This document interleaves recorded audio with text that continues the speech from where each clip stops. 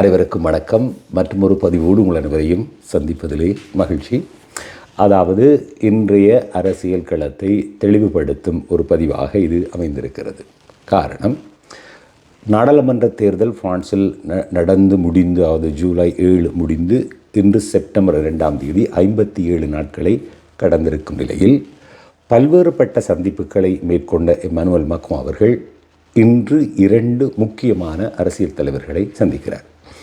ஒன்று, வலதுசாரி கட்சியை சேர்ந்த லெ ரிபப்ளிகன் கட்சியை சேர்ந்த எக்ஸவியூ பேத்ரோன் அவர்களை இன்று சந்திக்கிறார். அதே போல இடதுசாரி கட்சியை சேர்ந்த பார்ட்டி சோசியலிஸ்ட் கட்சியின் சார்ந்த பெர்னார்ட் கஸ்னெஃப் அவர்களையும் சந்திக்கிறார். அது மாத்திரமல்லாமல் மற்றும் 2 அரசு தலைவர்கள், முன்னாள் அரசு தலைவர்களை சந்திக்கிறார். ஒருவர் ஃப்ரான்சுவா ஒலாண்ட், இடதுசாரி கட்சியை சார்ந்தவர். அடுத்தது நிக்கோலா சார்க்கோசி அவர்கள், வலதுசாரி கட்சியை சார்ந்தவர். இந்த சந்திப்புகளோடு பிரதமரை தெரிவு செய்கின்ற நாள் இன்று இரவா அல்லது நாளை காலையா, என்ன முடிவுகள் வரப்போகிறது பார்க்கலாம் இந்த பதிவில்.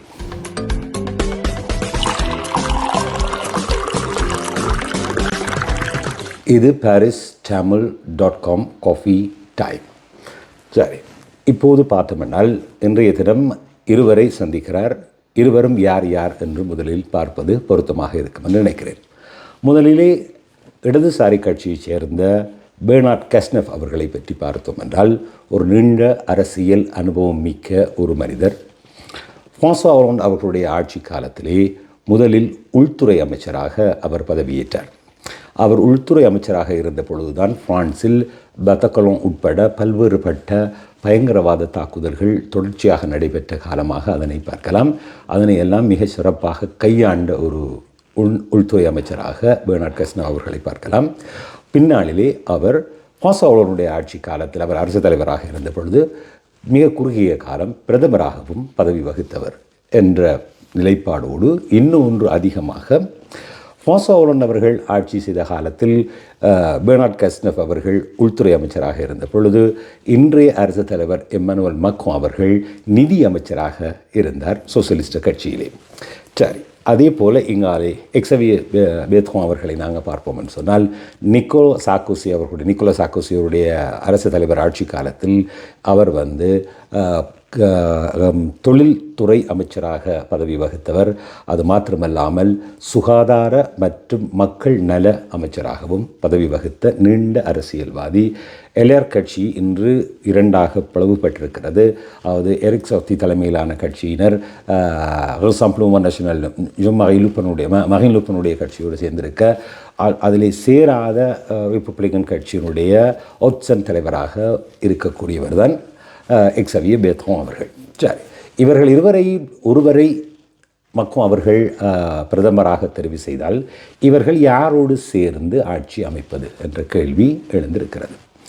அதிகப்படியான, பெரும்பான்மை பெறாவிட்டாலும் அதிகப்படியான ஆசனங்களை பெற்றிருக்கக்கூடிய நுவோ பாப்புலர் கட்சியினர் சொல்லியிருக்கிறார்கள், தங்களுடைய பிரதமராக தாங்கள் முன்மொழிந்த லுசி கஸ்தேயை வைத்துக்கொண்டு அந்த ஆட்சியை மக்ரோன் அவர்கள் அழைத்து அமைக்காவிட்டால், வேறு எந்த பிரதமரை அழைத்து ஆட்சி அமைத்தாலும் நாங்கள் நாடாளுமன்றத்திலே எங்களுடைய பாராளுமன்ற உறுப்பினர்களை கூட்டி நம்பிக்கையில்லா பிரேரணையை கொண்டு வந்து அந்த ஆட்சியை கவிழ்ப்போம் என்று சொல்லிவிட்டார்கள். அப்போது அதே போல லுசி கஸ்தே தலைமையிலான நுவோ பாப்புலர் ஆட்சி அமைத்தால் நாங்கள் நம்பிக்கையில்லா பிரேரணையை கொண்டு வந்து அந்த ஆட்சியை கவிழ்ப்போம் என்று விட்டார்கள் மரின் லூப்பன் தலைமையிலான ரசம்பிளமெண்ட் நேஷனல் கட்சியினர்.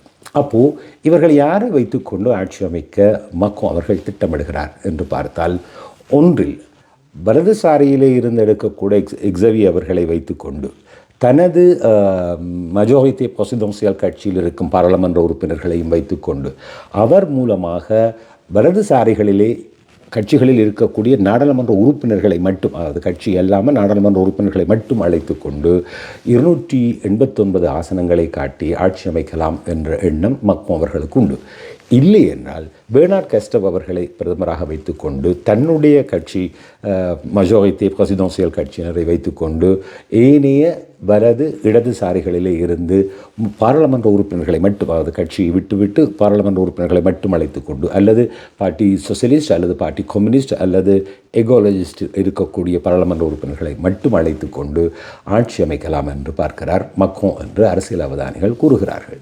ஆனால் இந்த நுவோ ஃப்ரண்ட் பாப்புலர் கட்சியில் இருக்கக்கூடிய இந்த ஏனைய கட்சிகள் இவற்றை விட்டு வெளியே வருவதாக தெரியவில்லை. ஏனென்றால் அதற்கான முயற்சிகள் தேர்தல் முடிவடைந்த காலத்திலிருந்து தொடர்ந்து நடந்து கொண்டிருக்கிறது.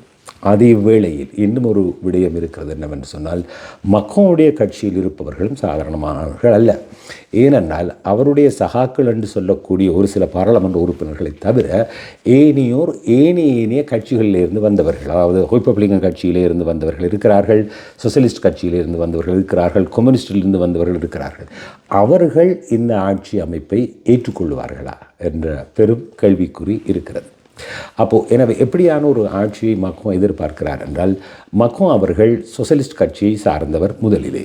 பின்னர் அந்த கட்சியிலே இருந்து வெளியேறி தனக்கான புதிய கட்சியை ஆரம்பித்து முதலாவது ஆட்சி காலத்தை அரசு தலைவராக ஆரம்பித்த பொழுது இவர் ஒரு இடதுசாரி பிரதமரை நியமித்து பாராளுமன்றத்தை அமைப்பார் என்று எல்லோரும் எதிர்பார்க்க, அவர் வலதுசாரிகளிலிருந்து ரிப்பப்ளிகன் கட்சியிலே இருந்து எட்வர்ட் பிலிப் அவர்களை அழைத்து முதலாவது ஆட்சி காலத்தை அமைத்து பின்னர் தேர்தலை சந்தித்து அந்த ஆட்சி காலம் முதல் வருஷம் மிக சிறப்பாக நடந்தது.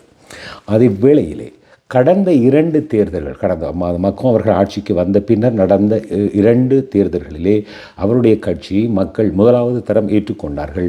2 தடவையும் மக்கள் அவர்களை ஆட்சி அமைக்க அனுமதிக்கவில்லை, அதாவது பெரும்பான்மையை அவர்களுக்கு வழங்கவில்லை. ஆக இக்கட்டான ஒரு சூழ்நிலை தொடர்ந்தும் நீடித்து கொண்டிருக்கிறது. அதே வேளையில் இங்கு 2 பழைய முன்னாள் அரசு தலைவர்களை சந்தித்து பேசுகிறார். அதிலே ஒன்று ஃப்ரான்சுவா ஒலாந்து அவர்கள். அவர் நுவோ பாப்புலர் கட்சியிலே ஒரு அரசு தலைவராக இருந்துவிட்டு ஒரு பாராளுமன்ற தேர்தலிலே போட்டியிட்டு பாராளுமன்ற உறுப்பினராக தெரிவு செய்யப்பட்டவர். அதே வேளையில் நிக்கோலாஸ் சார்க்கோசி அவர்களை பார்த்தீர்கள் என்றால், அவர் அந்த கட்சியோடு அதிக தொடர்பின்மையாக இருந்தாலும் கூட அண்மையிலே ஃபிகரோ பத்திரிகைக்கு வழங்கிய செவ்வியொன்றில் வலதுசாரிகள், அதாவது ரிப்பப்ளிகன் கட்சியினரே பிரதமராக வந்து ஆட்சி அமைக்க வேண்டும் என்று வேண்டுகோள் விடுத்தார். ஆனால் ரிப்பப்ளிகன் கட்சியிலே பார்த்தீர்கள் என்றால் ஏறத்தாழ 46 பாராளுமன்ற உறுப்பினர்கள் மட்டும்தான் இருக்கிறார்கள். அந்த 46ஐயும் வைத்துக்கொண்டு மக்ரோனுடைய கட்சியில் இருக்கக்கூடியவர்களையும் சேர்த்து கொண்டால் கூட 289 ஆசனங்களை, அதாவது பெரும்பான்மையை மக்ரோன் நிரூபிக்க முடியாது. அப்போது ஒரு கலப்பான ஒரு ஆட்சியை அமைக்க விரும்புகிறார் என்று அரசியல் அவதானிகள் குறிப்பிடுகிறார்கள். ஆனால் இது நடக்குமா? அப்படி அரசு அமைந்தாலும் அது கவிழ்க்கப்படுமா? அல்லது கவிழ்க்கப்படாத முறையிலே புதிய ஆட்சி ஒன்று அமையுமா? அல்லது இன்றோ நாளையோ புதிய பிரதமர் அறிவிக்கப்படுவாரா?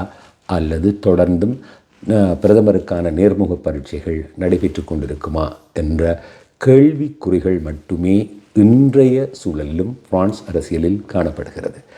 பொறுத்திருந்து பார்ப்போம். புதிய பிரதமர் தெரிவு செய்யப்பட்டால் அவர் யார், அவருடைய எந்த கட்சி ஆட்சி அமைக்கிறது, யார் அமைச்சர்களாக வருகிறார்கள் போன்ற தகவலோடு மற்றும் ஒரு பதிவில் உங்கள் அனைவரையும் சந்திக்கும் வரை நன்றி. அன்பு உறவுகளே, மற்றும் ஒரு பதிவிலே சந்திப்போம். நன்றி, வணக்கம்.